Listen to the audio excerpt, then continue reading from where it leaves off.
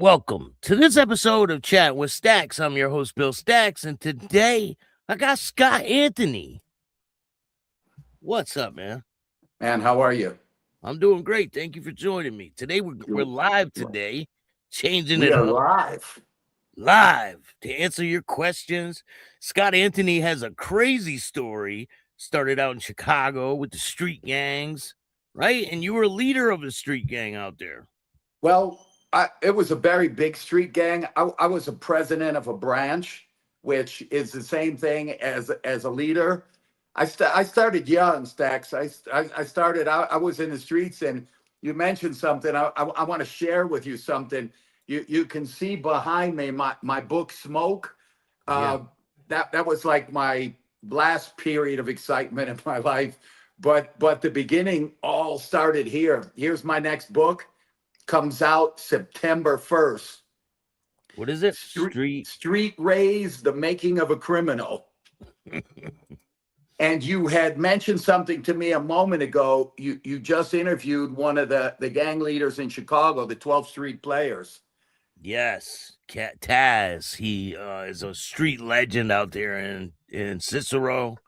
He's been in prison. He's convicted of murders and all kinds of stuff, man. I mean, you came from the streets too. You were in the gangs and you did all that stuff. And I gotta always start with something because my conscience bothers me.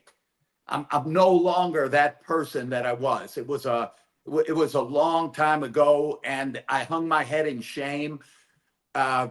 You know, I grew up in it. I hear people when I started doing social media. Did this gang video. I couldn't believe it. I thought the gangs were gone. You know, the old greaser street gangs were basically gone by 2000, and a new era took over and things changed. My era was different, and I thought, you know, it was basically gone and everybody was dead. And I did a video. We got 300,000 views on the video, and so many comments. Some of young guys, I want to drive over to their house and put their head through a window. You know, they're telling me, what did they say? Like you abandoned the nation. Who gave you permission to leave? And you know, this to me, this is my personal opinion. You know, when I was in a gang as a young man, it was exhilarating. Doing no good all day long, the adrenaline rush that I used to love it too. I used to love it every day. Every day, I didn't want to miss a day on the corner. Didn't Me want to either. miss, and I never missed one. I had to be dying or in jail to miss a day on the corner. And back then, we didn't have social media, so you had word of mouth, and that's how everything spread, and that's how reputations were built. And but it's a young man's game. You can be a fool and you can fuck up until a certain point, and then you know what I say is there's an obvious evolution that should take place. So for gangbangers, the next stage is like natural flow is going into a biker organization.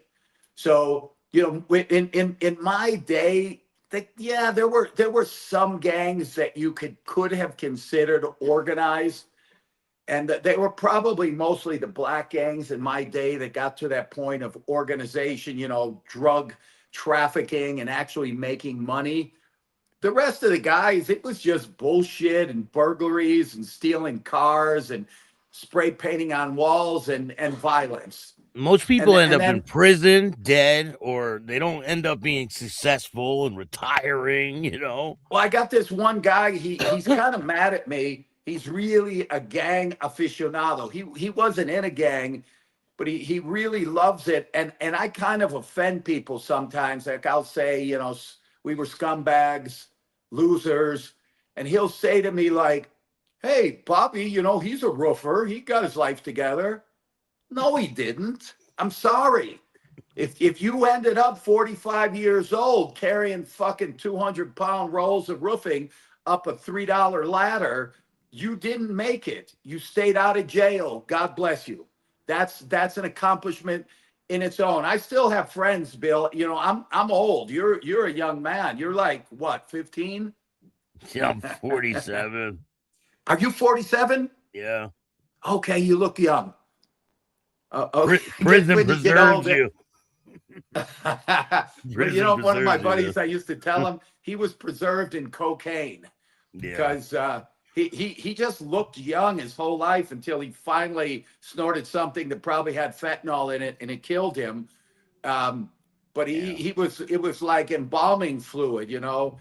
He formaldehyde where he just stayed. He looked young forever, and he Some did people more do. drugs. Some people look young, like even when they're 50, 60. I'm almost 50 years old. You believe that shit? Yeah, you don't look it. You don't look it. I I uh I thought you were much younger. And you know, you got to move on from the gangs. It's I this is one of the problems that I know and I observe that it's some people's only bright moment in life. It's kind of like a fighter who won the Golden Gloves at 16 Yeah. and then he doesn't do anything else in boxing. No, I have a better example. Al Bundy, you know, the touchdown pass, Yeah, yeah. He's always bragging about, high hey, I school. was this and that. Yeah. And so I know a lot of guys. Look, you and I were both in it. I was deep in it. I learned how to speak and I learned how to evolve all on my own. And some people criticize that because I have to talk down when I'm in certain groups.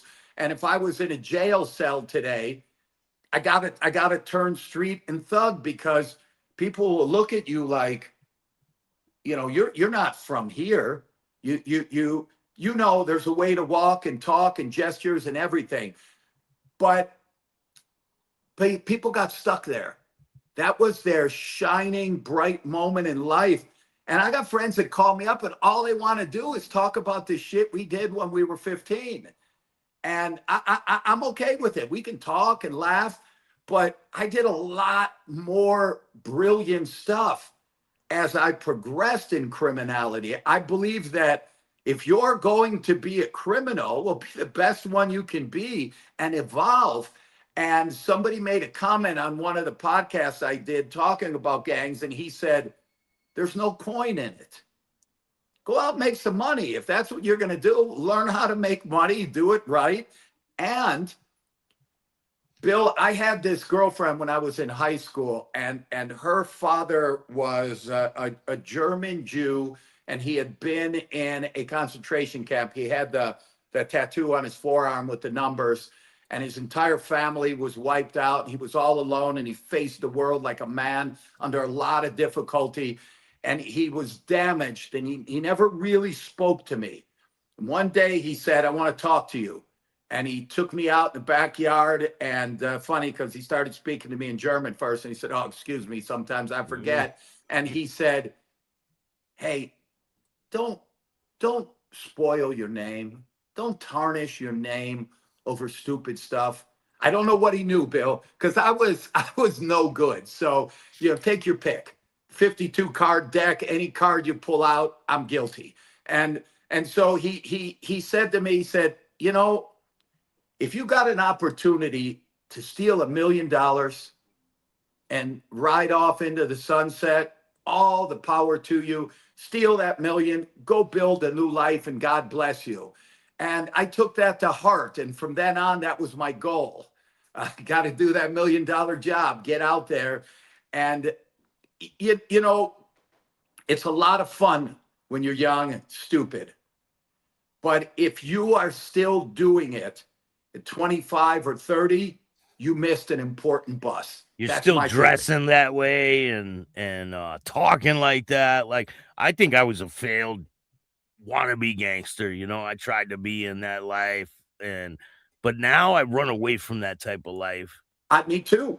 I My run away. exciting years are right now, what I'm doing now, and I'm trying to make a legacy for myself. You know. I saw a good interview. Have you ever interviewed Sean Strickland? No, no. I fucking hate him and love him at the same time. I feel embarrassed for whoever he's beating on at a moment, when he's offending someone. But God bless the guy. There should be more people like him. He just tells, no sensory mechanism. He just says what he feels like saying. Yeah. And I saw him with an interview with that guy, the big MMA interviewing Hawaii, you know Hawani. him, Hawani. Hawani. Yeah, Hawani. And he said to him, he said to the guy, he goes, and there's an important point coming up. He said to him, Keep it dude, PG though. Keep it PG because YouTube likes to flag shit if you say crazy shit. no, there's nothing crazy here. All It's right, what all right. it's what Sean said, and then how Adewani, what's the guy's Hawani. name? I think it's Hawani with the big nose, right? He's got the big He- nose. Yeah, Yeah, the he's kind of glasses. like dark skin. Glasses. Yeah. Yeah. So Sean says to him, dude, man, you should be like covering golf or something. Like, Man, yeah, I remember that. Yeah, and, yeah. I and, see and then that. fast forward, and Sean's like, how did you get this job? And the guy goes, hey, I created this. Props to him. That I right then when he said that, I sat there thinking, this guy has a career now. He is an official, well-known, respected journalist in the MMA community. I don't know if he's respected. A lot of people don't respect him, but he Don't does have like a him, name. don't like him, or I'm talking about the public, not the fighters. Nah, a lot of people don't. I Okay. mean, I've O- spoken to people in the public and fighters, and Okay. they Well, don't well, really like him. he makes a living from it, I'm going to assume. 100%. And 100%. that deserves respect. That he's a college graduate, I'm assuming. And he He's wasn't a fighter. He He wasn't a wasn't a fighter. fighter. He wasn't a No, street guy. He wasn't a thug, no. not a tough guy, and all that stuff. And he got in MMA, and he carved out his niche and his place, and he's making a living. He created it. That's my point, and that's what you're doing. That's where I was headed. Yeah, You yeah. said I'm on a new road and I'm doing this. You are creating something. It's awesome. Yeah, and you don't have to be just like because I talk about motorcycle clubs. I never try to be in a motorcycle club. I don't want to be in a motorcycle club. I just think it's an interesting topic, you I, know? I did a podcast a couple of weeks ago, and I was excited, Bill, because I have I have a lot of facets in my life. I'm fortunate to be here, and you sent me a message. It just made me smile because it's kind of like your journalist obligation. You sent me a message. You're like, hey, I talked to such and such out of Chicago. You're the real deal. I already knew it, but I had to ask. And you got to ask. I didn't know this. I fucking hid my whole life being a dirtbag. I hid it. I didn't want to relive it, and I didn't want people reminding me. So it was something I repressed, but I was the real deal. Not that person anymore. I grew up. I covered all my bad deeds in good deeds, and Yeah. I reinvented myself several times. But most people, Bill, or a lot of people, they get stuck. They don't move on. And I was really excited because I got invited to this podcast. It's called The Roots of Ambition. And they mostly talk about business and success and difficulties in life, turning them around So I was excited. I said, first time I'm not going to talk about crime. I'm gonna talk about building my business and rebranding myself, etc. And oh, they were just so excited about the crime. They want to talk about the crime. They want to hear about the crime and Michael Jordan, because I sold cigars to Michael Jordan and I used to go to his house and I was his buddy. Everyone wants to ask about Michael Jordan. Kurt says, Scott, you didn't do time and an interview with Joe out of Frisco, did you? I didn't do an interview with Joe out of Oh, Frisco. I know. JP out of Frisco. You know JP. He Yeah, has a no, I haven't boxing done an gym. interview. No, and I did do time. I did time ever since I was 11 years old. At 10, from 10 to 12, I was in an orphanage. You want to talk about doing time? It starts right JP is there. a great guy. Shout out to JP. Yeah, let's hear it. Orphanages And are crazy, right? pardon me. Orphanages are crazy. Well, let me tell you, I never spoke about it. I never really thought about it because I was already in a gang. They took me away from my mother. I was became property of the state, and I ended up bouncing to different places and ended up in Chicago, what was Angel Guardian Orphanage, which later turned into Mercy Mission. All run by the churches and to try and help dead end kids and people who have no path. And I was there and I lived it and I started young, so I didn't know the difference. I didn't know, my life was difficult every single day. We had stabbings and shootings and fights and Hey, stealing and keep police. talking. I gotta go grab something. Keep Okay. talking, all right? So the life in an orphanage and in the bad kids schools, it was just an everyday part of my life. I didn't know that it was something. It's like what you live, you think everybody lives that. And as far as jail, I was in and out of jail so many times I couldn't count. But not long prison sentences. The longest I did was 2 years, and that was mostly out of state, and part of it was in the Fed system. So I did a little over a year in Georgia state system, and then I did around a year in the federal system. So I've been to Chicago MCC on 2 or 3 occasions. I've been to El Reno, Oklahoma. I've been to the original, the old one, and I've been to the new one that you have the jetways right there. So the plane lands right at the prison, and you just walk through the jetway into processing. So yeah, for who asked that, I've been around. I've been blessed. I either have an angel, a spirit, a guardian, or God Himself, Jesus Christ. Somebody has had that hand on my shoulder. I always say it's the hand of God. Because one of my relatives, he got into the street business. He started dealing coke at 46 years old after being a Chicago cop.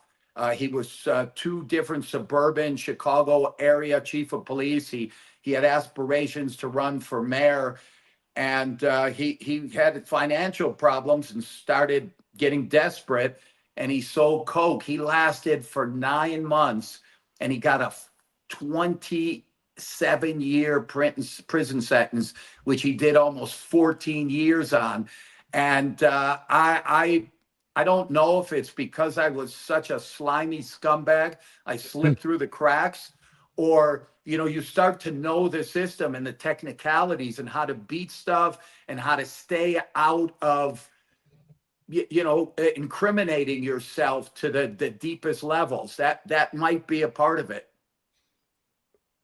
So when did you tell me about when you got involved with the people in Georgia and that whole situation happened with the car and you had to Okay, run away? let me explain something that is important.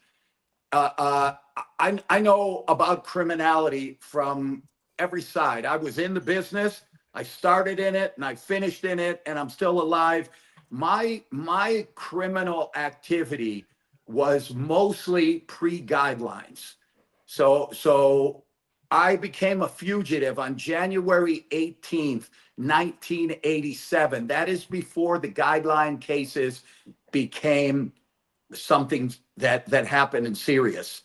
So are you familiar with the federal guideline system? I don't know it like to a T, but I've Right. heard But about it quite a bit. If you get caught with a gun and certain substances yeah, together, that was a little later, but in 1987 it was still club fed.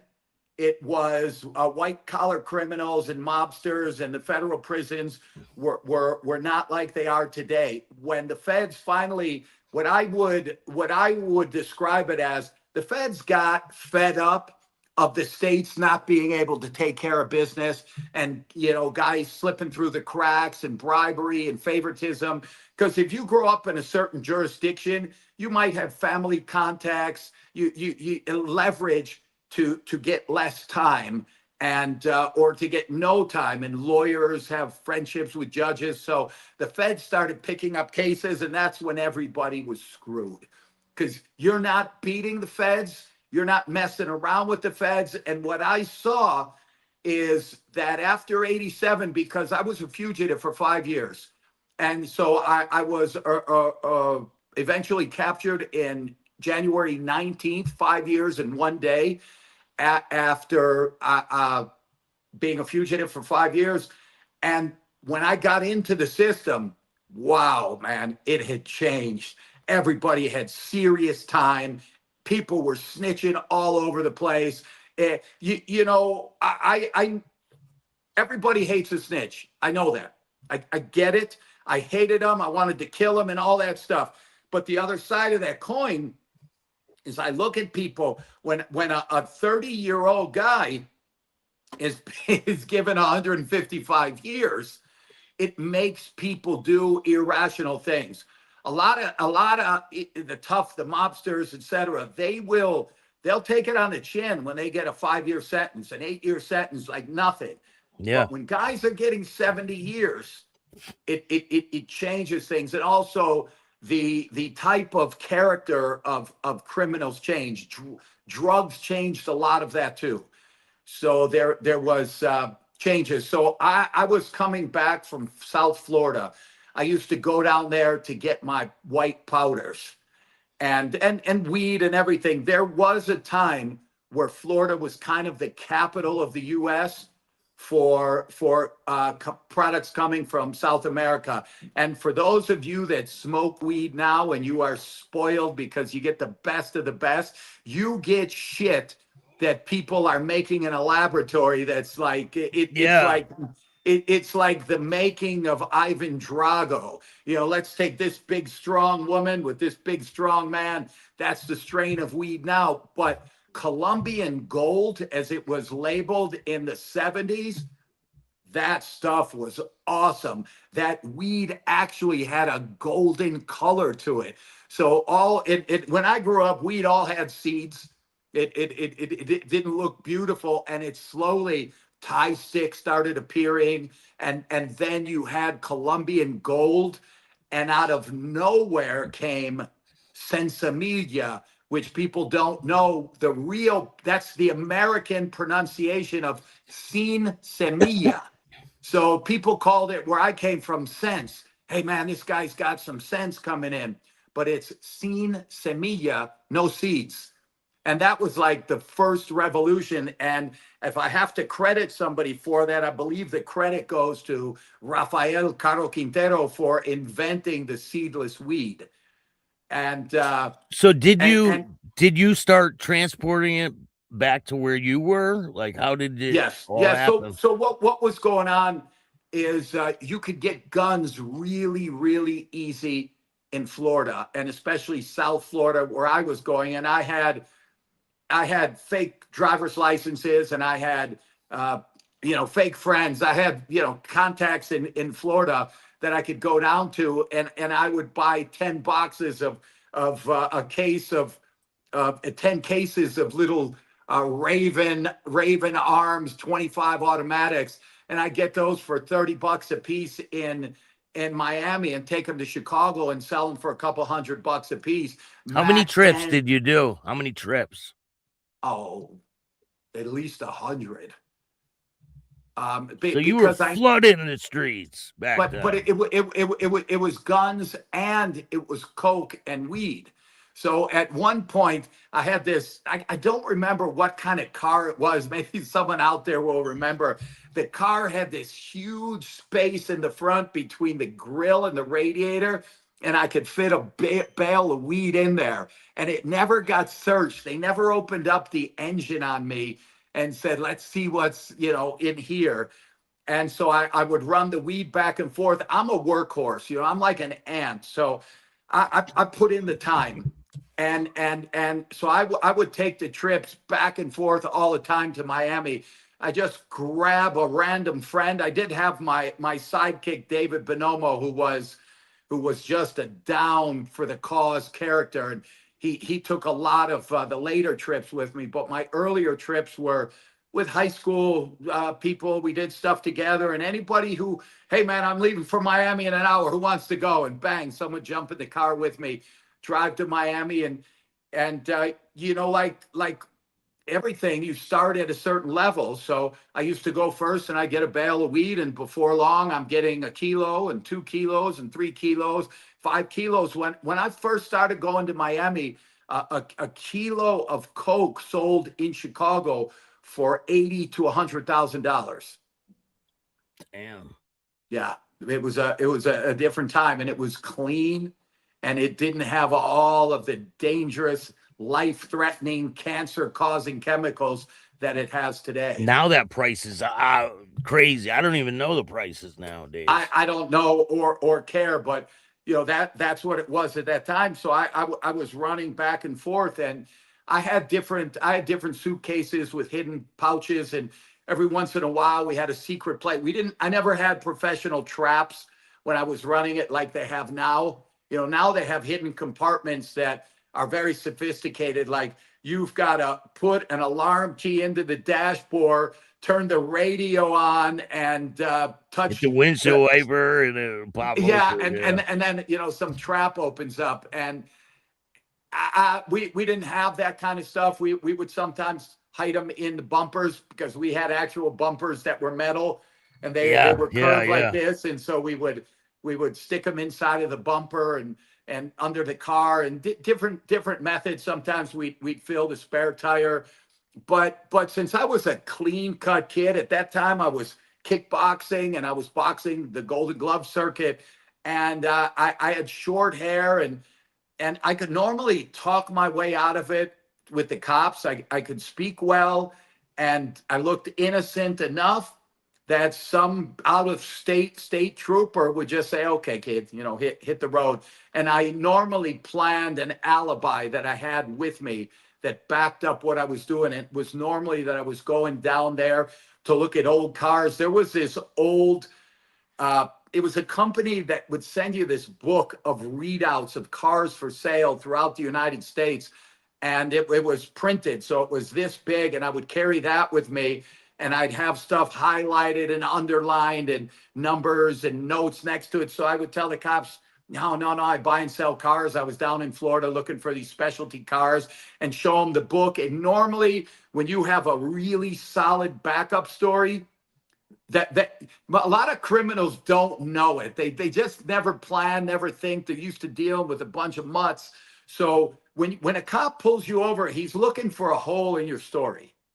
And if your story is solid, they pull me over and I say, I buy and sell used cars. And you've got a bunch of titles in your bag with you, and you've got different newspapers and paperwork where you're looking for cars, and he asks you a few questions. That's it. He's satisfied. This guy has a story. But you pull over a thug, you pull over a guy that's a street guy. What do? 90% of them say construction. And what do you do? Yeah, I'm in construction. Well, a construction guy wouldn't have this nice Cadillac Escalade. And their stories don't match up, right? None of it matches. When I was a fugitive, it started in January of '87. When I went on the run, I became a whole new person and a whole new. I met a friend, and we did a big jewelry score, and so I started studying jewelries because the first offers we got were from people that had a lot of experience in life, and it's like a penny on the dollar. Hey man, you got $100,000 bag of jewels. I'll give you a Snickers bar and a lollipop. And I just sat back and I said, nah, I'm gonna retail this just like I did when I sold blow. I'm gonna retail it. I'm not gonna Walk me through the wholesale. jewelry store thing. Walk me through Pardon me? that. Walk me through the jewelry store heist. We'll have to do that in another episode because I'm editing that right now for my fourth book. and I'm Okay. changing the names of the innocent to protect them. Yeah. I also I have a really good friend of mine in 1994. He got busted on a bad bust, and I was doing a trade show at the big McCormick Center in Chicago, and I was by that point I was officially a street guy in remission.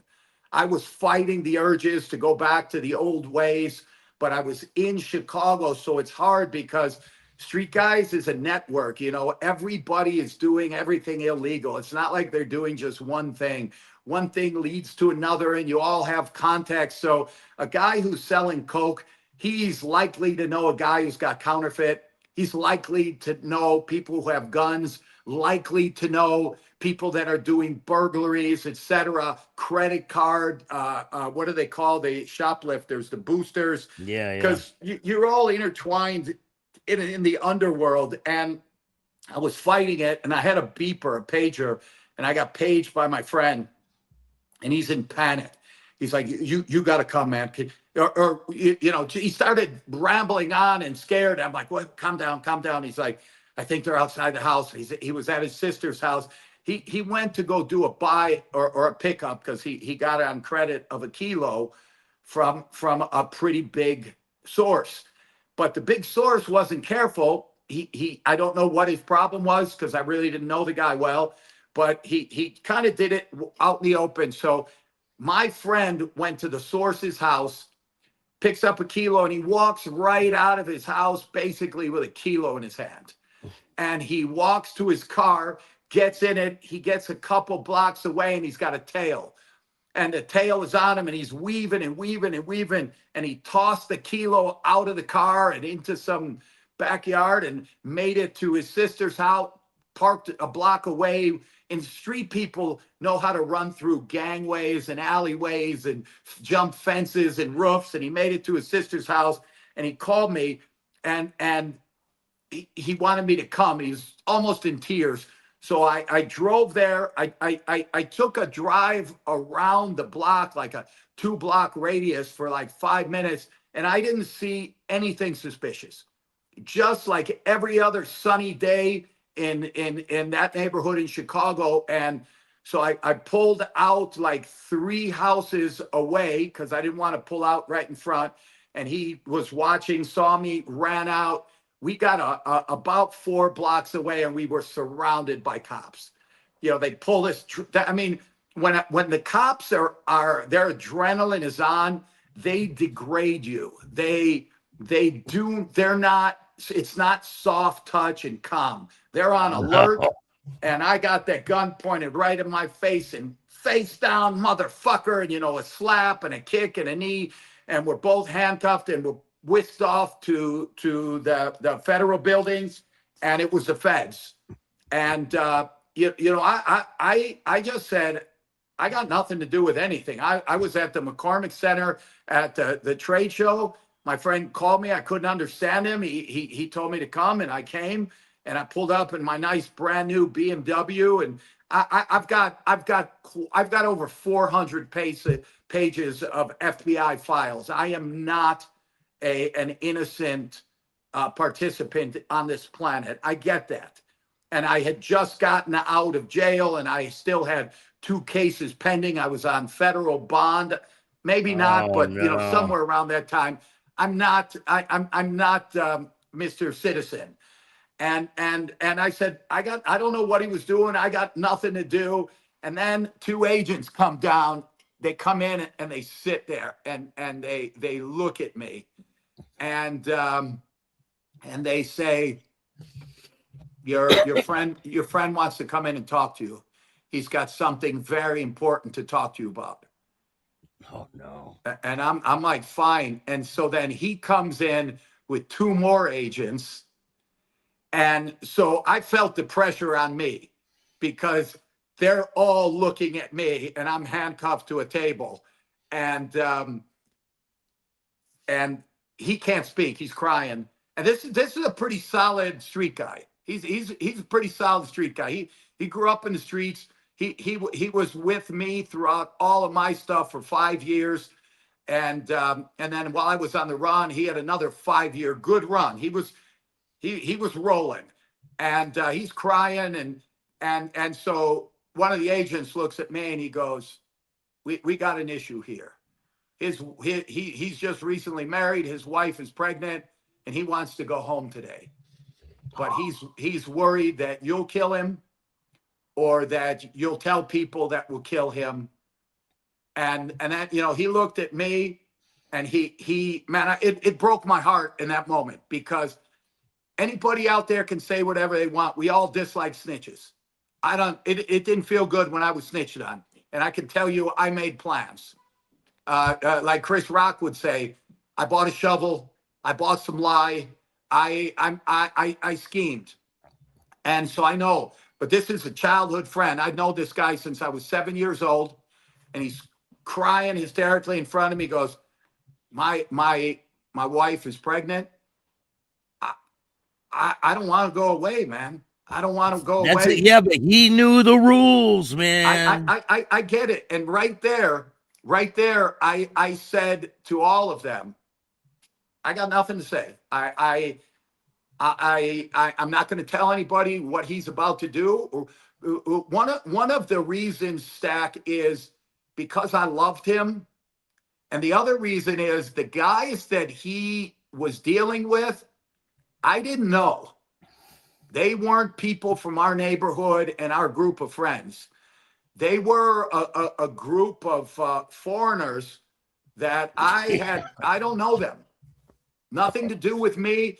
And I was in a catch-22 there at that moment. And he never said anything about me or anything him and I did in the past. He sat there with me, and he said to me, I'm sitting in here because of their fault, because they were sloppy and messy. And, yeah, but it doesn't matter. I know. It doesn't matter. People, all people do is make excuses, right? They make excuses on why they told, on why this and that. The bottom line is he couldn't do the time, right? He could have. He didn't want to. Yeah, he could have done it. He's capable. And I gotta turn my AC on real quick. It's hot as hell in here. Yeah, me too. Give me 1 minute.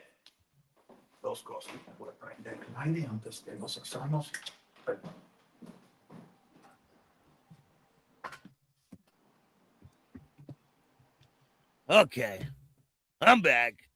Hey, shout out to everybody watching. I appreciate all you guys. Let's see here. Keegan, what's up, man? The Jimster, Pepper, how are you? Make sure you guys hit the like button. Jason, what's good, bro? Kurt, what's going on? Thank you guys for joining me. Lindsay, how are you? Thank you for joining me today. I appreciate everything you do for the channel. Go check out Patreon.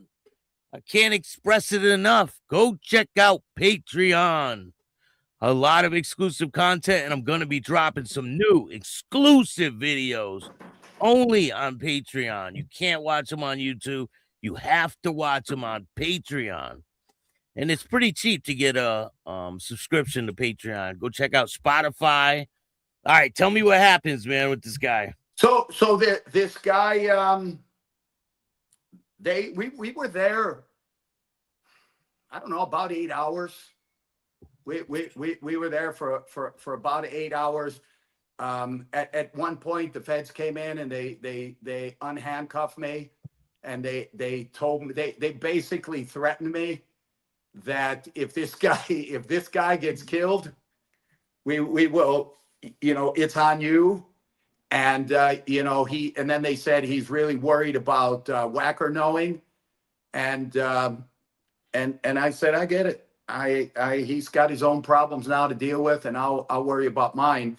And then he got out, and I wasn't involved with them anymore, so I wasn't in the street, and he ended up having to testify in open court. Oh no! Against 4 or 5 different guys, and I don't know all the details. It's not that I didn't trust him after that. That had nothing to do with it. I wasn't doing anything. Him and I are still friends to this day. He's a really good human being. He's a really good father. And one thing I know about, because I come from there, that the criminal world is just a shithole. And It is. you're either going to die or go to jail. That is like 90% of the outcomes. Yeah, you And ain't retiring with a pile of money. not most people do not. They get, they get some type of labor intensified career when they get out, like carpenter or roofer or something. And I've seen it all from many different angles. I was I can't say I was surprised, but I was heartbroken. I was snitched on, and I was set up. And when I was sitting in the federal system, I found out I had federal charges along with the state drug charges for counterfeiting and the gun running. I said, no way, they got nothing on me. When you're young and you're a real street person, you deny until the death of you, and you always say they got nothing. And I was used to in the intimidation factor, because people were scared to talk about us or testify, etc. But there's always some outsider that you don't even know, and he doesn't know the reality of what could happen to him, and so he'll snitch. And in this case, it was one of my childhood friends. I knew him since kindergarten. He tried to set me up. And then in Chicago, there was a really big organized white street gang called the TJOs. And one of their core people, he testified against me on the counterfeit. And we all know each other from the streets and our neighborhood. So I got his phone number. I called him collect from jail. And I said, hey, Mark, I heard this, and this. And then he said, it's true. And I said, what? And all in my mind, I'm flashing street gang, gangster, the whole curriculum that you have behind you. And he said, Scott, man, I'm a junkie. They told me they're going to send me to jail if I don't testify against you. I got to do it, Scott. So if you go to trial, I got to testify. And that it was very disappointing. It was disappointing. And there's several of those scenarios, and other people that I suspect, but I'm not 100% sure. Like I got caught, and they extradited me from Mexico, and brought me back to the U.S. And like I have two people that I think told the feds where I could be found, or at least the road to where I could be found. But I'm not sure. You just, if you're going to do crime, you really can't trust anybody. Because nobody knew, right? Nobody knew where you were. Yeah. Some you cannot. It's almost impossible to exist as a fugitive all alone. I still had money out on the street that people were collecting and owed me. When you get busted, it's like you're dead. People don't want to pay, especially you're fronting them product, and now they need to up, and you were their only connection. Now they got to find a new connection. They got to get to the next one, and they need money to do that because it's hard to get credit just out of the blue. So, people play stupid. They're working your money. They may have semi-good intentions, like, yeah, I'll pay them later. But you're not the same threat when you're in front of them as when you're sitting in a cage. 100%. And it's an ugly world. And I realized, like, I believe every woman I ever dated when I was in the streets was a piece of shit. Who else is going to date a full-time criminal? Not a normal human being. No. Every day of my life, I did something that could have gotten me 15 years. And I never blinked an eye, never thought about it, never concerned me, never worried. And I didn't expect anything less in my life. Walk me through getting arrested in Mexico. How did that all transpire?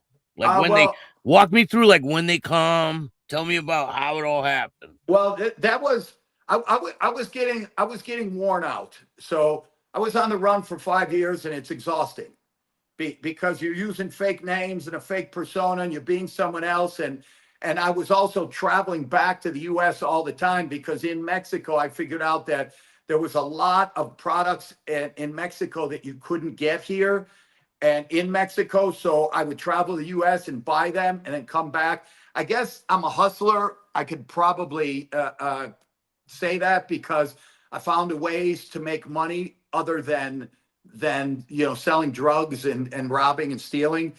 Yeah. So I was giving kickboxing classes in Mexico, and I was traveling back and forth to the US buying different sports items and video cassette recorders and DVDs and whatever I could and selling them and back and forth. And I opened up a small gym, and it had weights and it had my martial arts classes. So I met a lot of people.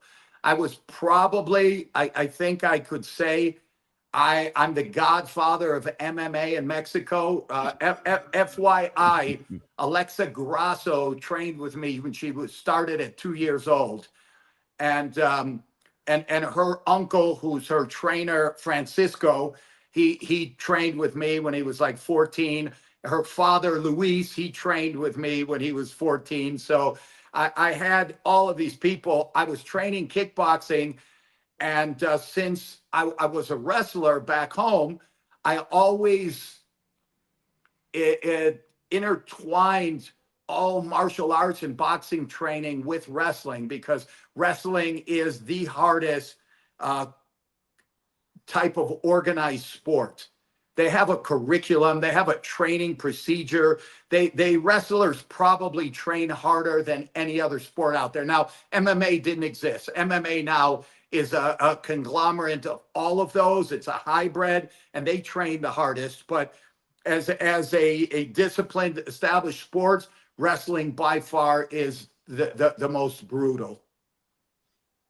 So So what I was you're training people. I met lots of guys that were in the underworld, and I trained them, and I trained their children, and I trained federal police. I trained at one time. I had the contract to train the entire federal police force for self-defense. So I was training them and meeting a lot of good people. I met a lot better quality people in Mexico than I ever rubbed elbows with in the US. Now, saying that, I have to go back.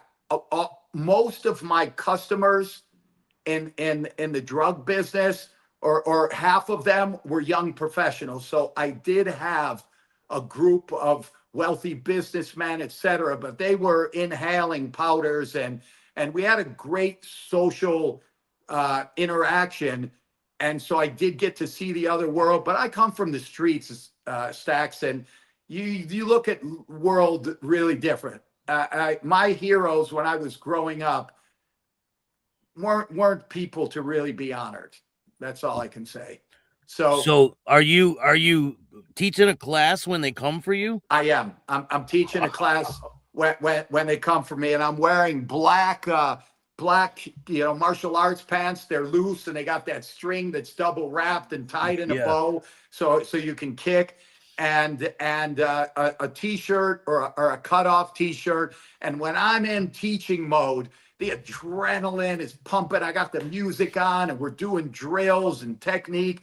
And there's this guy standing at the door, and he looks 200% criminal. And I know who he is. And one of the one of my students that day was the governor's son. So the governor's son is in there with me. And the guy who's standing at the door had been calling me the last couple days. He had his young brother calling me and asking me some questions about if I wanted to buy some gym equipment and if I would take a ride to him to this small town where it was. And I was like, yeah, sure.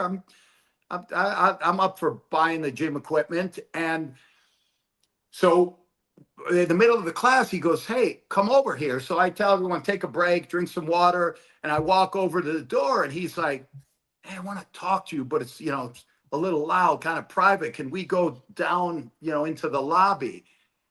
And I felt that something wasn't right. And the governor's son came and he stood in between us. And he told the guy, they have codes. So they have codes, so he told him who he was. The guy knows him anyway. Everybody knows everybody. And they Yeah. start with the codes. And then he looks at me and he says, don't go with him. But I'm a hard ass. And to me, that's like an ego thing. Like, what do you mean? He wants to go outside. I got nothing to worry about kind of attitude. And I walk down the stairs and everything else is blank. There's people at the reception and the cashier and the reception girls. And there was a juice bars. There's a lot of activity. And I follow him, and bang, man, they just come out of everywhere. They landed a helicopter in the street, and they had the street closed off for like 2 blocks because did I send you my Interpol? I just recently acquired my Interpol wanted circulation poster. I don't think so. No, I'll send it to you. And so I just got that. I was armed and dangerous and street gang ties, and I think it said I was a drug addict there. And so they got everybody there, and they surround me. Mexicans they're a little more patient than the U.S. and they're more polite with that kind of stuff. So I didn't get a brutal treatment immediately. It's not like they drop kicked me. And so there's a skinny little guy that comes up who's the prosecutor. And so he comes up and he's in a suit and he opens up a folder, and first I start giving him my fake name and my whole fake story. And then he comes up and he opens up the folder, and it's my wanted, my FBI and Interpol wanted things. And he said, "Is this you?"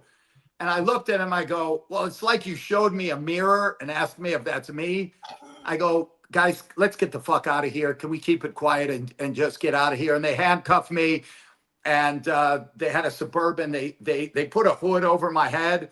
They handcuffed me behind my back, and they threw me in the back of the Suburban, and 2 guys kind of sat on me. I was having a hard time breathing with the bag and the people on my body, I was in a fetal position because I didn't fit completely in the back of the Suburban. So they You're sat on top handcuffed, of me. right? And you're handcuffed. And I'm handcuffed behind my back. Oh, And no. I was at one point sweating, and now it's a different kind of sweat. And my mind is just racing. I'm wondering, am I going to do 60 years? What charges do they have on me? I had no idea what was going on back home, really. I had done so many things. We had, in 1984, we had an armored car robbery. We had all of the guns. The counterfeit was in 1986. We had we had a kidnapping in 1986. I had the drug charges on the highway in 1987. I had no idea. I was doing stick-ups and robberies. I robbed drug dealers for a period of 5 or 6 years, and maybe a little more. It's kind of fun. It's probably one of my best memories. Yeah, but there's a statute of limitations for all this stuff, but right? I don't know what's going on. Staxx, we got to take something into consideration. The day that they got me, I'm still only 28 years old. I'm a young man who's got a lot of street, but I'm not a lawyer. Yeah. So I don't know what's going on. Things are running through my mind. They take me to the federal building. I'm surrounded and handcuffed, and the commandante says, take the handcuffs off, and he takes out. Mexicans love 38 supers. They love it. It's a semi-automatic pistol, 38 round. It's a special. They love them. So he takes out his 38 super and he jacks in a round and he puts it on the table in front of me, and he tells me, they tell me you're Nico from Steven Seagal, Above the Law. That's how that movie was titled Nico in Spanish. It wasn't titled Above the Law. It was Nico. And so he puts it out there, and he said, go for it. And I look around at all the agents and stuff, and I just laugh, and I go, come on, man. Why do you got to fuck with me? That's we're not enemies. It is What it they is. want to unalive you right there? I think he just wanted to show off how fast he could draw or something. You know, just a little bravado, a little machismo. Come on, badass, make a move. Yeah. Um, Mhm. and and then we start talking. You know, he goes, I know you know this guy, and I know you know this guy, and I just sat there and then he said, what are your charges in the U.S.? And I said, I don't know. He said they want you bad, and then they put me in the cell there, and I was in the cell there for a little while. I don't know how many days. They took the fucking string out of my karate pants. So now I got these karate pants. You know, the waist is about this big by the time you pull them out. When you get rid of that drawstring, they're falling down. I had to figure out a Jethro Bodine way to tie a little knot in the front of it so I didn't lose my pants. And those were the pants that were mine for like the next at least a month. So They were that's what I had thin. to. They're thin too, right? Oh, it all sucked. They're halfway up your calf, and they're Oh, baggy. And then I got an old, dirty, sweaty T-shirt, probably with cut off sleeves, and that's what I'm wearing for my entire transport. So eventually, they made it to the border, like you know, just like a movie scene. I wasn't treated well, and I wasn't fed well. That's all I say. I'm not saying I deserved a better treatment, but there is a minimum of humanity, right? So, what wasn't treated very well? I'll give you an example of what the cell was. 25 people in a room that's 10 by 10. And so at night, everybody just kind of sleeps on the floor together. They don't supply mattresses, they don't supply blankets and pillows. Everybody's family has to bring them something, or you're just a nobody. And the toilet was literally a hole in the ground. did you have anything? Like, did you, or were you just like this on the ground? I had nothing, nothing and nobody and nothing to do. And so that Wow. agent, that agent who came to get me, he came and asked me a few times if I needed anything, and you know he was just looking to see if there were any valuables anywhere that he could go and pillage, and and then eventually they took me to the border at Laredo, Yeah. Texas, and I'm transferred. So they take the hood off of my head and walk me to the midpoint of the bridge, Yeah. and Yeah. then I'm transferred over to the feds at the border. And at that time, the U.S. Marshals didn't do everything. It was the FBI that took care of fugitives. So I was handled over to the FBI, and then I went through the circuit. You know, they took me to the closest uh, police or jail where they could book me and charge me. You have one day once you're in the U.S., 24 hours to get yourself in front of a magistrate to tell you you've been charged officially, and here you are. And so then there at that time there was this private company out of Tennessee that transported prisoners from jail to jail. And I was transported in this secured van, gates, bars, shackled, you know, the whole federal shackle system. So you got a chain around your waist, you're handcuffed to that. Then there's a chain that runs down to your ankle irons.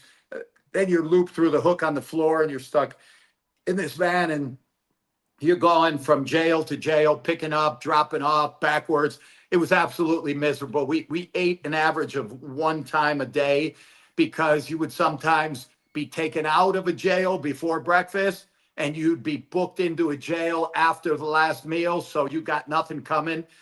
And I started thinking about escaping. Every place I would go to, I would think, oh, I could probably get out here. I could do this. And then I have one angel on my right shoulder and two devils on the left, and they're telling me, get the fuck out of here. And then, but I would rationalize and say, where am I going? My last cover is burned out. So I'm just going to be some guy running with a fucking bag through the woods and starting over again and again and again. And I said, you know, I'll wait and get where I'm going and see how bad the fire is. And then I was somewhere in the South, probably Alabama, and there was this black dude in the van with me that looked like Evander Holyfield. So I said to him, I go, you know, because I've been in boxing, and I said, you look a lot like Evander Holyfield. And we started talking, And we started talking, and the criminal talk is a lot is what your charges are and what you're facing, what the new laws are, and what's going on. And I basically told him I think I'm fucked because I got this big drug case in Georgia and the South. He goes, "Oh man, things have changed since you've been gone. There's drugs everywhere in every little town, everybody." And he's like, "Let me tell you something, man. When the smoke clears, it's usually a lot worse than what it seems. So have some faith and hope, my friend." And that did give me a little bit of faith and hope that it wasn't. I didn't know what I was facing because I ran away. The feds don't stop working. They keep No. creating charges and investigating and doing what they could. But luckily, my cases were pre-guidelines.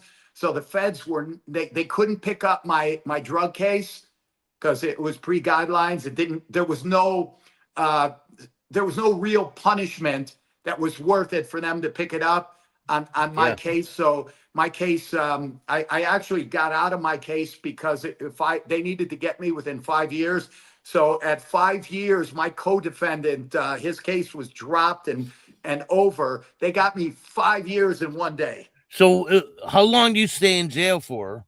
I was in jail in Georgia for about a year and 2 months, so about 14 months in Georgia. And then I went into the federal system. I was at Atlanta Federal Prison, El Reno, Oklahoma, the old El Reno, which was the federal shipping and receiving destination, and then Chicago MCC for about another year. And then I pled guilty to federal firearms charges and counterfeiting charges and got 8 years probation. It's all pre-guidelines, so everything was different. Now, Sentencing was now they don't have probation, right? Now they no, have they don't. They supervised don't. And release. the sentencing is extreme, and there's a point system. Back then, they didn't have the same kind of point system, and there weren't as many fouls and what do they call them? Enhancements. They didn't have all of that. Didn't exist. Whenever I would meet somebody, or today you meet somebody, and you talk about the federal system, and you tell them I was pre-guidelines, they're like, "Fuck." Pre-guidelines is a walk in the park, and the Oh, prisons yeah. weren't anything as bad. But what happened is the feds kindly got fed up with all the bullshit that was going on, and they started picking up the worst of the worst in every state. And that's where the felon with the firearm charge started. Where if they got a local scumbag in Bumbletown, USA, and they just know he's a scumbag and he keeps slipping through the system, they find out that guy just got picked up with a UUW or some type of gun charge, the feds go and pick it up, and they were giving out 7 years, 10 years, 20 years to these people. One of my childhood friends and mentors, I'm gonna guess it was 2000, around the year 2000. He got caught. The feds hunted him down. He was a low level. He was a gangbanger basically until the day he died at 57 years old. In and out of prison. He did 37 years in prison in a 57-year lifespan. So he was only a free man for 20 years of his life, and 17 of those were as a young man. So as an adult, he had only been free 3 or 4 years in total, because he would get out for 2 months and go back in for 9 and get out for a year and go in for 8. And just so he got a 20-year felon with a firearm charge. And 20 he years? 20 years. He did 17 on a 20-year bid. He was cellmates with Peter Gotti at Terre Haute Maximum Federal Prison. So They don't he, give you 10 years no more for a felon with firearm, right? I Or mean, they they do? give whatever they feel like giving. It depends who the perpetrator is. If they got a guy who's got a bad point system, well, the Fed system gives you those years automatically. The point system, I don't know what the point system is right now, but let's pretend you got a 20-year maximum point allowance, and then your sentences get worse. This guy already had 100 score. So he was off the charts, and he explained it to me. They set him up.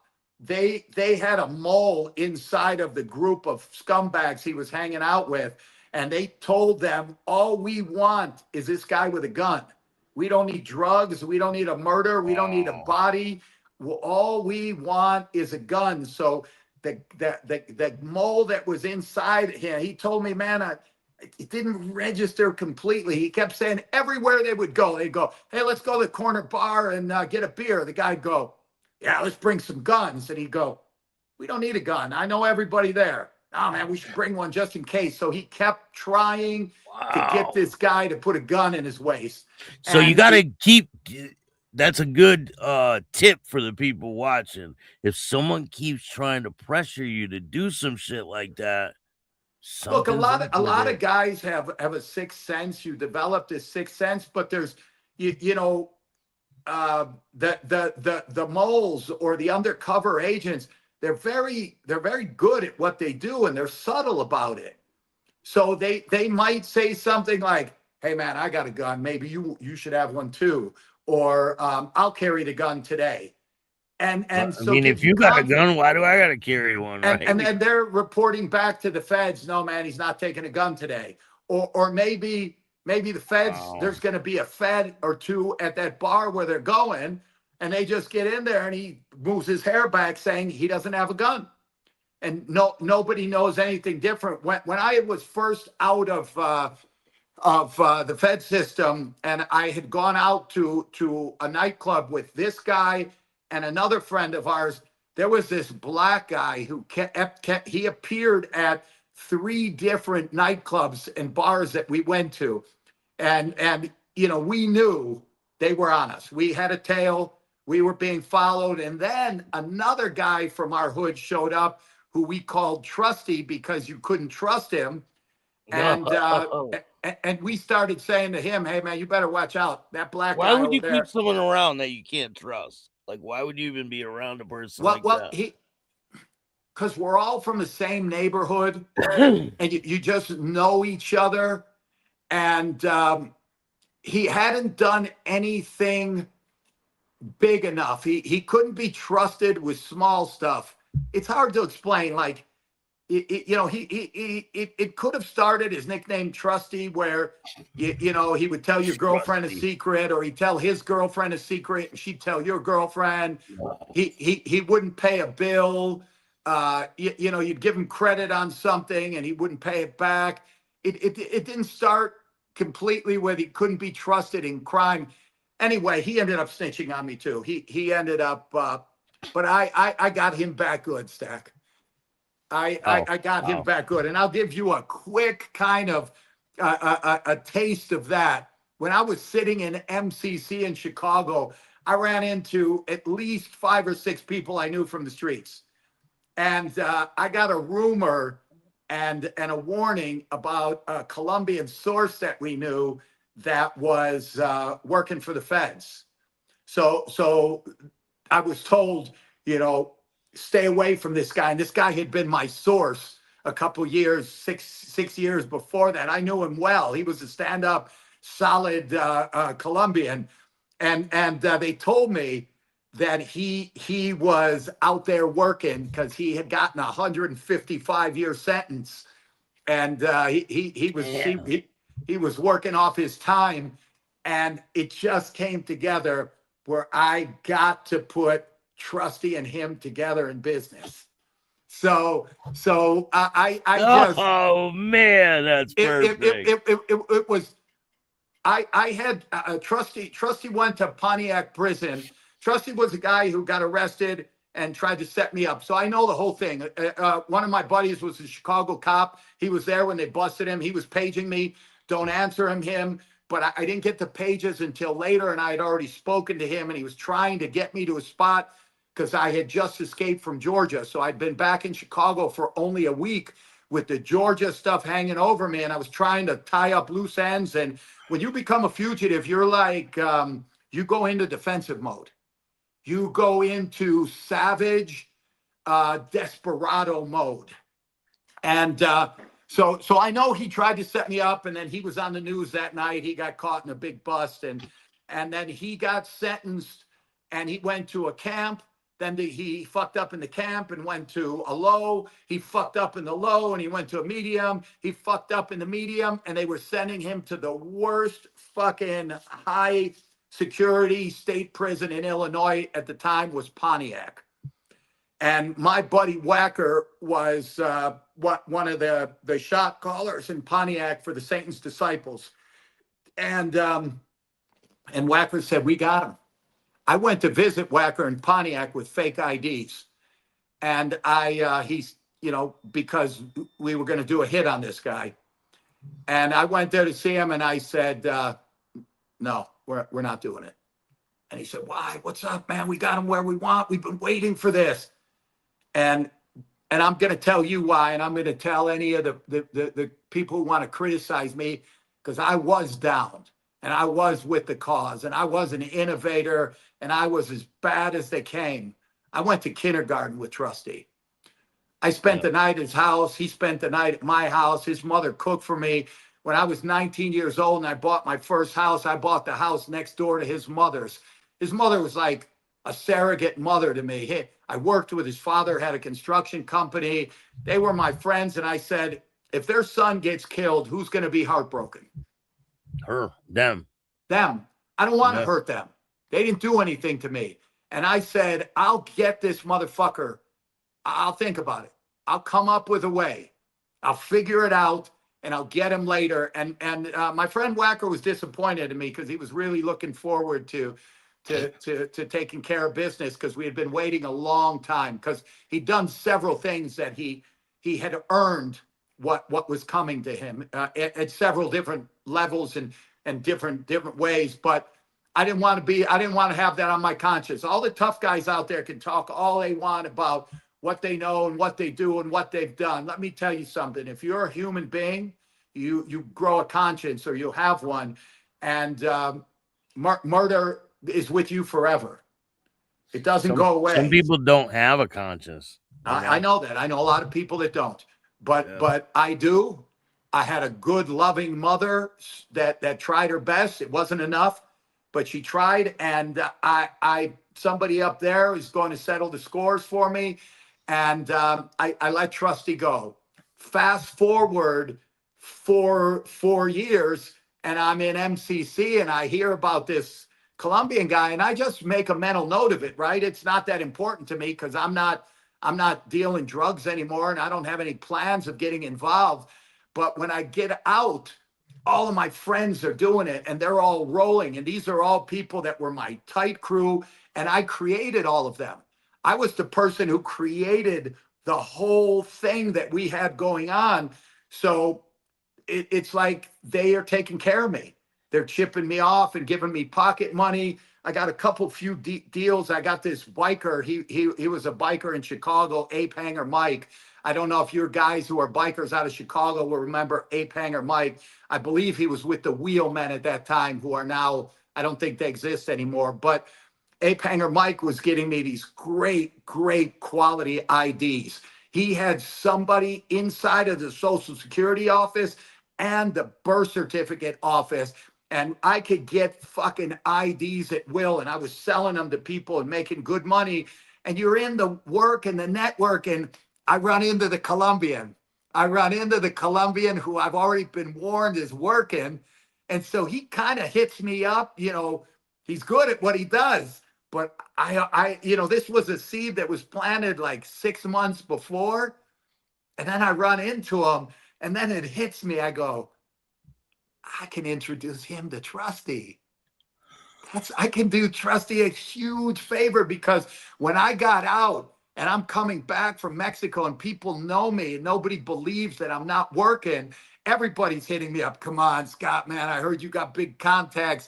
Come on, Scott, I know you know this and you know that. And it landed in my lap, and I couldn't let it go, because I was like, because I went to him to collect my money. I went to Trusty with no bad intentions. He owed me 10 grand from before I went in, and he was kind of rude, he was kind of cocky, because he was at another level than when I had left him. So when I had left him, I was up here and he was here, and he had moved up and I had moved down, and so he was cocky. Did you ever see the movie Drugstore Cowboys with Matt Dillon? I don't think so. Oh, No. watch the movie because the your position fluctuates. If you're not supplying and not reigning with an iron fist, you kind of lose your standing, Yeah, they don't and care. unless you're old and retired. I've seen But that happen in prison it happens everywhere. all the That's the time. life that we live. So I went to get the money from him because I'm hurting and I Herman, need what's up, money. man?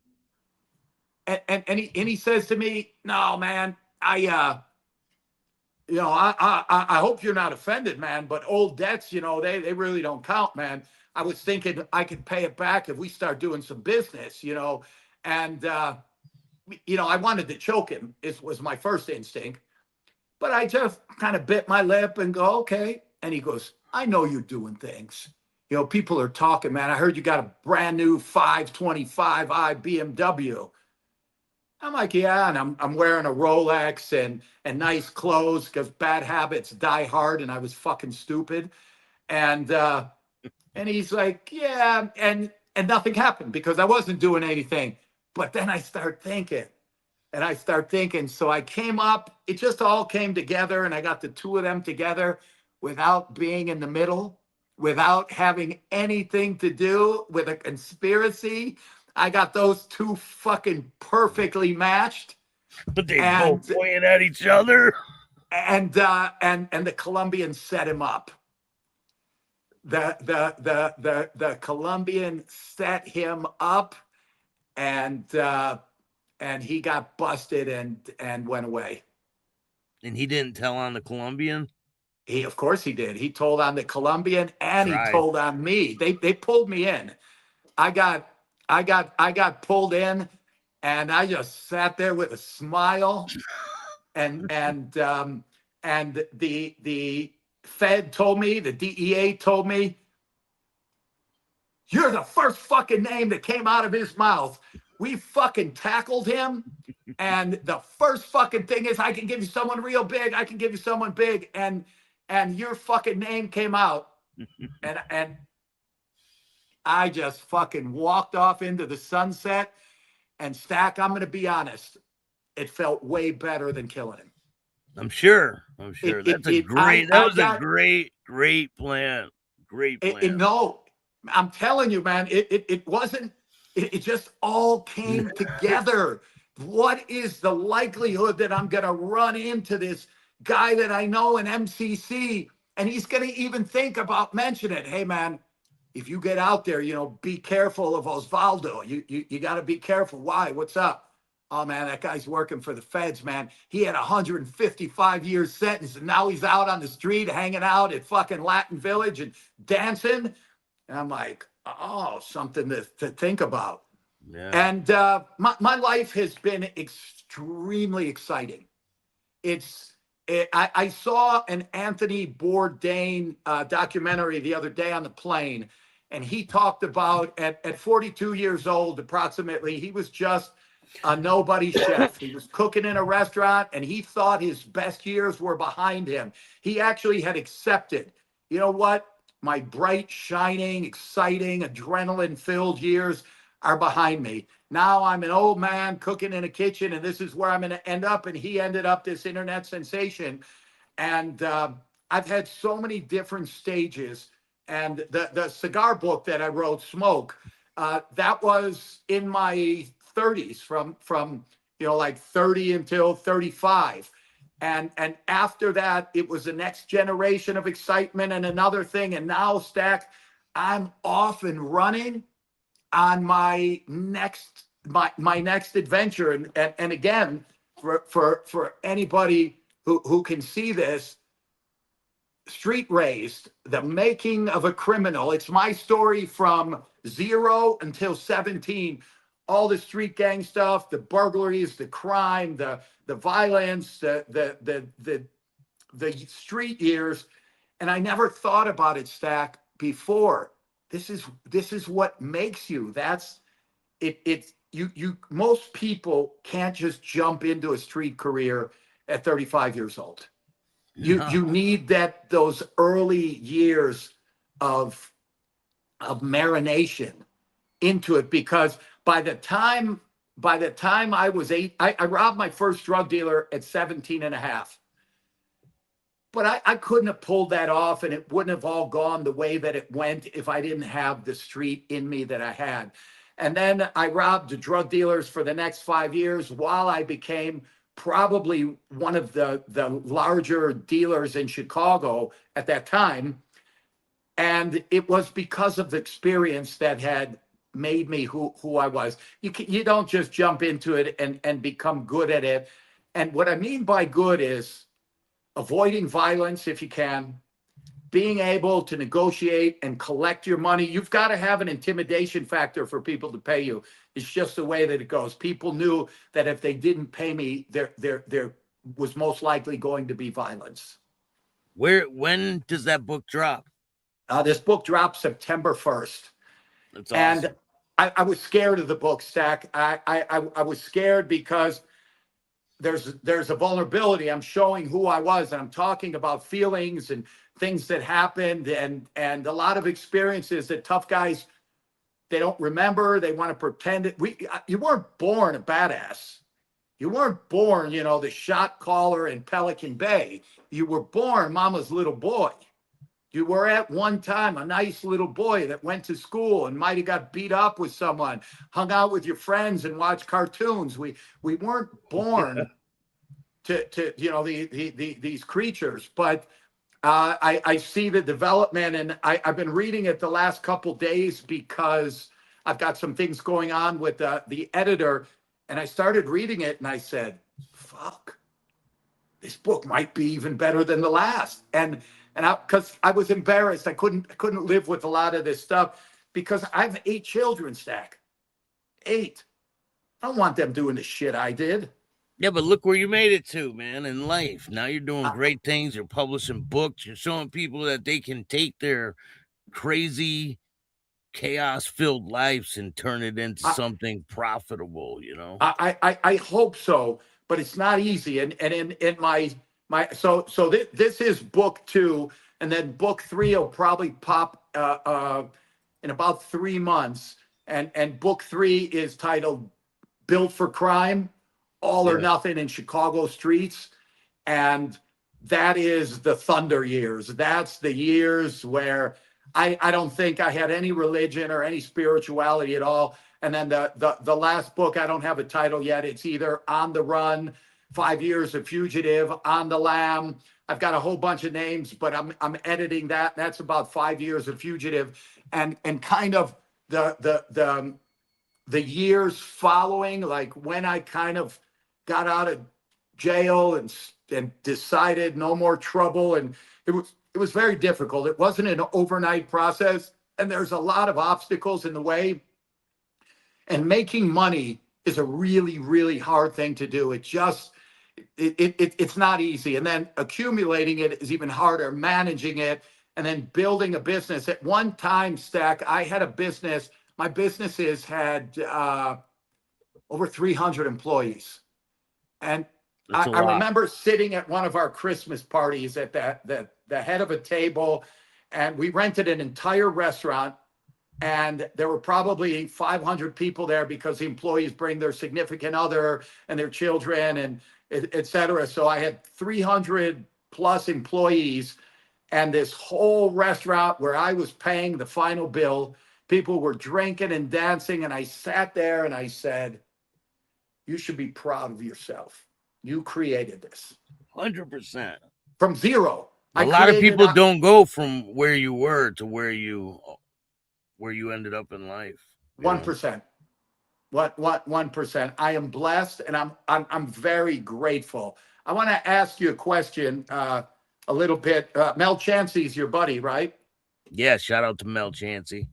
Yeah, I would. I've been chatting with him a little bit. There was a little bit of confusion about when I was supposed to call him. He gave you one date. He gave me another date, and then he gave John Romano a third date. And is Mel still residing in the Chicago area? No, he's in Florida. Man, everybody's in Florida. Okay. That's what I was wondering. I'm gonna hit him up today because I have four engagements in Florida in mid-August. And I'm gonna see if I can hook up with Mel and take him out to dinner. Yeah, that would be cool. I had another guy hit me up, because of social media. People might say, a lot of people, I never heard of this guy, and who is he? You haven't heard of me because that's not an accident. That's out of design. I didn't want to be heard of. I shut my name down. I shut my store down. I put a hat on, walked backwards, and didn't look behind me. And that's an accomplishment because the people who are infamous are because they did a lot of time. And but I was the real deal, and I was all in. It was all or nothing for me. But I grew up. My conscience grew. My spirituality grew. I could feel the inner workings of religion starting to push and pull inside of me. And I said, you know what? I'm still a street guy in remission. It could come out on from occasion to occasion, but I keep it in check, and I don't Yeah. want to be that person because it doesn't end up anywhere good. It's always good to hold on to it just in case, right? You never know when it might come in handy. Well, if what they call the shit hits the fan type of moment happens, yeah, yes, it's good to have. Mel, Staxx, I have about 6 minutes left because I am involved with Team Espinosa, Rafael Espinosa, better known as Divino, yeah. the WBO featherweight champ. And we have a sparring session in about 30 minutes. We are training hard. We don't have an opponent yet because few things have fallen through, but big things lined up and coming for El Divino because he's a featherweight WBO champ right now. He wants to unify, but the three other guys in the division have been hard to nail down. So see what happens. Let me know when you're in the Northeast, man. And you're in Connecticut, right? Yeah. I could be out in New York City in about 2 hours. Oh, that's it. You're a 2-hour drive from New York City? Yeah. The funny thing, I was at the International Boxing Hall of Fame in June 12th through the 15th. I was there 11th through the 15th, something like that. And that's only like a 3-hour ride from New York City. Yeah, let me know if you're ever in this area. We'll get together. Yeah, we'll actually plan it. So most of your shows go straight to Spotify and everywhere. You don't put them all on Instagram and YouTube. Yeah, I put clips on there. I don't. That's it, clips, and then people go to the other site. Yeah. One of my buddies is doing that. This is all new to me, Stack. That's why I asked. I'm like a second grader learning how this Google machine works. It's all good, man. Make sure you guys go check out his book, Smoke. It's available on pretty much every platform, right? You can go. It is, and bestseller since day one. I'm really proud of it. Took me 27 months to write it, and then another year and a half in the production with the publishing company, the editing, the layout. It's got some cool images in there. And now, since I'm on a roll, Stack, several people have asked me, if it was so brutal doing it, why are you continuing with these next 3 books in the series, one behind the other? And I said, because of momentum. I figured out how to do it. I've got my tricks of the trade kind of polished up. So I got to keep going because if I take time off, I'll forget. It's really hard to write a book. But I am going to do a video about how I did it. It'll kind of be called Book Writing for Dummies because I wasn't a writer per se. I'm a fairly good storyteller, but the writing a book was a whole new journey for me. Well, thank you, man. I'll put a link in the description of this video for the book. Go check them out. I appreciate you taking the time. Anytime, man. We got to do this more often. Do you smoke cigars? Yeah. Because I just, where's my little box? I was in Cuba. Did you see my video? I was in Cuba last month. Yeah, I seen it. I went to Cuba, and I brought home my my own little personal stash of amazing Cuban cigars, and I regret not bringing more because I've been doing a weekly podcast with my friend and brother in crime, El Vampiro, the ex-WWE superstar. And we've been doing a weekly podcast, and we smoke a cigar, and I'm starting to crave them. So when I don't do it with him, I got to hunt him down and go, hey, I want to smoke a cigar. Let's get together. And you're in Mexico now, right? Yeah, I'm in Mexico. I live in Mexico. How is it living there? Good? Yeah, the weather's good. The food is there's a much more healthier options. So lots of fruits and vegetables, a lot of farming. The meat in Mexico is really amazing. Now, I know in the US we have these really high-end steakhouses where you can get, your prime cut for $675 a gram. But here in Mexico, we have this great skirt steak. It's called arrachera in Mexico. And it's a skirt steak. It's absolutely amazing. I had a French restaurant owner here with me, a friend of mine from Paris. He was here last year, and we went out to a couple Mexican places. Every day he wanted meat. I don't know what they put in it. I don't know what they marinated in, but it's so soft. It's like butter, and it's just amazing. So life in Mexico is good for me. And I am Scott Anthony. I am honored to be chatting with Staxx, and I am a street guy in remission. Thank you, man. I appreciate it. And shout out to everybody out there. If you like this show, hit the like button, subscribe, hit the notification bell so you can get my videos every time they drop. Tell a friend to tell a friend. Tell your mother's brother, sister's friend about Chattin With Staxx. The dopest content on YouTube. I appreciate all you guys. And remember, don't be a bitch. Peace. Thanks, man. All right. And all new at 5, a major organized crime bust. 23 people under arrest now accused of stealing guns and cash. Today, police revealed 4 organized crime groups are wreaking havoc. From aggravated robbery to kidnapping, burglary, and more. Let's take a look at this. New pictures from court documents in this case. These are a few of the people who have been charged. And investigators say the money, tens of thousands of dollars, is all stolen.